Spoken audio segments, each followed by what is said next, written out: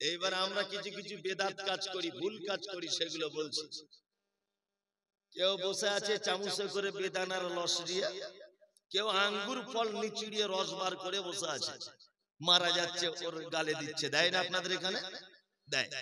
আর কেউ কেউ আবার তাকে বলে, চাচা একবার লা ইলাহা বলো, লা ইলাহা বলো। একদম নয়, তাকে বলা যাবে না, কারণ সে এখন মৃত্যু যন্ত্রণায় ছটফট ছটফট করছে। আপনি যাকে তাকে লা ইলাহা ইল্লাল্লাহর আদেশ যদি দেন, আর ও যদি একবার রাগ করে যদি বলে তোর লা ইলাহা ইল্লাল্লাহ, আমার এখন যন্ত্রণায় 12টা বাজছে লা ইলাহা করছে, এইটা যদি একবার বলে যদি ও অঙ্গীকার করে, হ্যাঁ, ও যদি ইনকার যদি করে, তাহলে ফাদাখালান নার, তার থাকার জায়গা কোথায়? জাহান্নাম। নবীজির হাদিস, কোন মুমূর্ষ ব্যক্তি পৃথিবী থেকে চলে যাচ্ছে, তুমি তার কাছে বসে তার সাইডে দাঁড়িয়ে তুমি নিজে নিজে বলো লা ইলাহা ইল্লাল্লাহ, তুমি নিজে নিজে বলো। তোমার বলাতে যদি ও একবার বলে দেয়, তোমার বলাতে যদি ও একবার বলে দেয়, তাহলে ওর থাকার জায়গা কোথায়? কোথায়? জান্নাত, তাই না? আমরা লা ইলাহা বলা বাদ দিয়ে তাড়াতাড়ি করে বলছে ওই মাদ্রাসার 12টা ছেলে ডেকে আনলো, মাদ্রাসার 12টা ছেলে ডেকে আনলো, ওই বিপদগ্রস্ত মানুষের চারিদিকে বসিয়ে দিল, সবাই মিলে ইয়াসিন সূরা পড়ছে। পড়ে মেয়েরা কোরআন পড়ে না বাড়ি বসে বসে? কেন, ওই লোকটা কি এখন কোরআন শুনতে চাইছে? যদি বলছেন হুজুর কোরআন পড়লেও দোষ, আরে কোরআন পড়লেও দোষ, কোরআন পড়লেও কি দোষ? সব জায়গাতে সব জিনিস চলে কি না? সব জায়গাতে সব জিনিস চলে? চলে না। নামাজ যখন পড়েন, রুকুতে যখন যান, তখন কি বলেন? সুবহানা রাব্বিয়াল আযীম, তাই না? আচ্ছা, এইটা সুবহানা রাব্বিয়াল আযীমটা বাদ দিয়ে একদিন কুলহুটা বলেন তো, চলবে? ইন্না আতাইনাটা বলুন, চলবে? সূরা ফাতিহাটা বলুন, চলবে? তার মানে কোরআন বলেই যে সব জায়গায় পড়া যাবে তা কি নয়। যে জায়গাতে যেটা পড়তে বলা হয়েছে সেই জায়গাতে সেটা পড়া কি লাগবে। এসবগুলো শয়তানি কাজ, একদম। যে মারা যাচ্ছে তার পাশে বসে শুধুমাত্র এটা বলবেন লা ইলাহা ইল্লাল্লাহ। কোন কোরআন পড়া, কোন ঝাড় ফুঁক, কোন দোয়া বলে তার গায়ে ফুঁক দেওয়া, আর বেদানার রস, আপেলের রস, এইসব না করে মুহাম্মদ সাল্লাল্লাহু আলাইহি ওয়াসাল্লামের সুন্নতি কাজ, তার পাশে বসে লা ইলাহা ইল্লাল্লাহটা বলবেন, তাকে বলতে বলবেন না। কিন্তু আমাদের এমন করে হুজুররা শিখিয়ে দিয়েছে, ইয়াসিন সূরা পড়ে পড়ে পড়ে পড়ে পাছা ওর ঘাম বার হয়ে গেছে। আবার এখন হুজুররাও চিটিংবাজ। নতুন বাড়ি করেছেন, কোরআন খতম করার জন্য দাওয়াত করেছেন মাদ্রাসার ছেলেদের, একদম এত স্পিডে পড়ছে ইয়াসিন কোরআনে 1.5 ঘন্টায় বলছে হুজুর শেষ। বলছি এত তাড়াতাড়ি হলো কি করে? বলছে আগে 27 পারা পড়া ছিল। মানে মনে হচ্ছে ওর বাপ মনে হয় কোরআনের ঠিকাদার, এলাকায় সব ঠিকে নিয়ে বসে আছে, রাজমিস্ত্রি কন্ট্রাক্টরের মতো মনে হয়। এসব চলছে না? আপনাদের গ্রামে না চলে? সব কথা কিন্তু আপনাদের জন্য বলছি না, সোশ্যাল মিডিয়া ওয়ালাদের জন্য বলছি কিছু কথা। এই যে শবে বরাত আসছে, যারা বেদাত করে, আর বেদাত করে করে যাদের মাথার মগজ শুকিয়ে গোবরে পরিণত হয়েছে, কি বললাম বুঝলেন? এই গোবরওয়ালা মাথারা শবে বরাতের দিন বিশ্বাস করে, বলছে মরা মানুষ নাকি বাড়ি আসে। চাচি কি ব্যাপার ধূপ জ্বালাচ্ছ? বলছে তোমার চাচা আসবে আজ বাড়িতে, যাতে দেখতে অসুবিধা না হয়, ঘর বাড়ি চিনতে, ওই জন্য রাতের বেলা আসে তো ধূপ জ্বালাচ্ছি আর মোমবাতি। চাচির পাছার চামড়া তুলে দিবে ফেরেশতারা। কি বলা মহিলা না? চামড়া তুলে দিবে, লবণ মাখিয়ে দিবে। এই বেদাত যদি করে।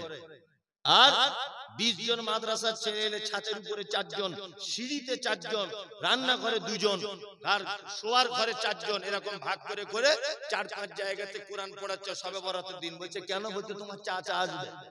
তোমার চাচা তো আব্দুল কাদের জিলানী ছিল, এত বড় আল্লাহর ওলি, বাড়িতে আসবে? বেদাত। কি এটা? বেদাত। আর হুজুরকেও বলি সবে বরাতের দিন হুজুর সবার বাড়িতে কোরআন পড়ে পড়ে বেড়াচ্ছে, তা হুজুরের বাড়িতে পড়বে কে? এটাও তো একটা কথা, মানে ও পাক্কা চিটা। কি বলছি বুঝতে পারছেন না? মৌলভী সাহেবদের কিছু আবার ব্যাপার আছে, সারা জীবন এর ওর বাড়িতে মিলাদ করে করে বেড়ায়, নিজের বাড়িতে মিলাদ হয় না। কি বললাম বুঝলেন না? পীর সাহেবরা যেমন চিটিংবাজ, ঠিক তেমন চিটিংবাজি ব্যবসা। আমার বইয়ের ছেলে হয় না তখন যাচ্ছে হুজুরের কাছে তাবিজ আনতে, আর হুজুরের বইয়ের যখন বাচ্চা হয় না প্লেনে করে যাচ্ছে সিঙ্গাপুরে। এ হারামখোর, হারামখোর। তোর তাবিজে আমার বইয়ের যদি ছেলে হয়, তোর তাবিজে তোর বইয়ের হোক, তবেই তো বলবো বাপের বেটা। সব চিটা। কি বললাম বুঝতে পারছেন না? সব কি চিটা। এদের থেকে দূরে থাকবেন, একদম এদের থেকে দূরে থাকবেন, এদের পাল্লায় পড়বেন না। আমরা সুন্নতি আমল করব, আমলের মানদণ্ড হবে মুহাম্মদ সাল্লাল্লাহু আলাইহি ওয়াসাল্লাম। মুহাম্মদ সাল্লাল্লাহু আলাইহি ওয়াসাল্লাম ছাড়া কোন মানুষের দিকে তাকিয়ে কোন রকমের ইবাদত চলবে না। আয়েশা সিদ্দিকা রাদিয়াল্লাহু তাআলা আনহা তিনি বলেন, মুহাম্মদ সাল্লাল্লাহু আলাইহি ওয়াসাল্লাম তিনি বলেছেন, মান আমিলা আমালান লাইসা আলাইহি আমরুনা ফাহুয়া রাদ্দুন।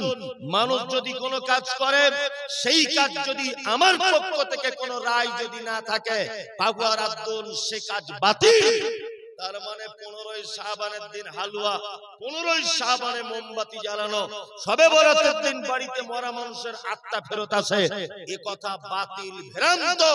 এ কথা মুহাম্মদ সাল্লাল্লাহু আলাইহি ওয়াসাল্লামের পক্ষ থেকে কোনো রায় পাওয়া যায় না। খুব সাবধানে থাকবেন। আল্লাহ তুমি আমাদেরকে সুন্নাত বোঝার তৌফিক দান করো, আমিন আমিন। আচ্ছা, আপনারা যারা বসে আছেন নবীজিকে ভালোবাসেন কারা? সবাই সবাই হাত তুলছে, সবাই হাত তুলছে। আলহামদুলিল্লাহ, সত্যি আপনি ভালোবাসেন।